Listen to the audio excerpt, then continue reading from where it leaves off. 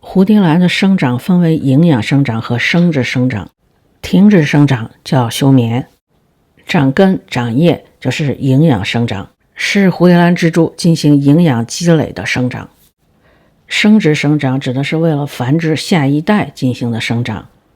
从出花芽到开花到结果都属于生殖生长，不过我们在家里通常只到开花不会结果。蝴蝶兰的这两种生长会相互抑制，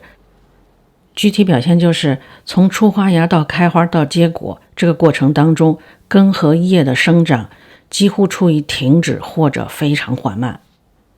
根叶生长特别茂盛的时候也不会着急开花，所以如果遇到根叶特别好，温度也合适，可是不出花芽，这个时候停肥控水，或许它就出花芽了。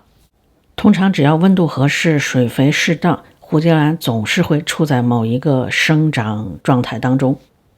如果外在条件不合适，蝴蝶兰可能处在生长缓慢或者完全停止生长的阶段，叫做休眠。比方说温度不合适的时候会休眠或半休眠。关于生长最常被问到的问题是，为什么不长根叶，为什么不开花？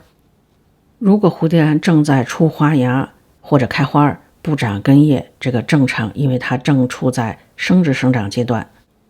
但如果开的花的时候也在长根叶，这个正常，不是问题。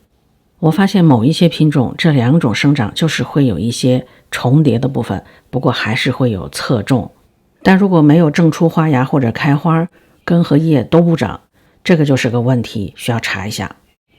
如果有一些根叶特别壮的不开花，那就是外在条件太好了，它迟迟不准备转换生长模式。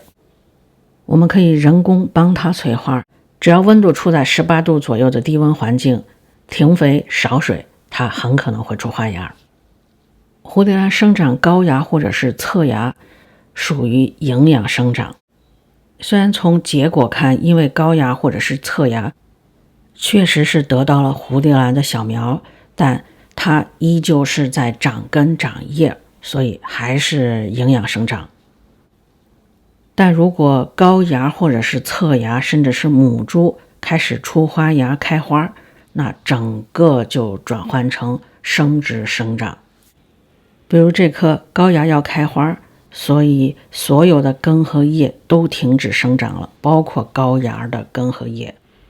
这棵也是一样，自从它打算开花，它的高芽就停止生长了，因为整个植株都处在生殖生长阶段，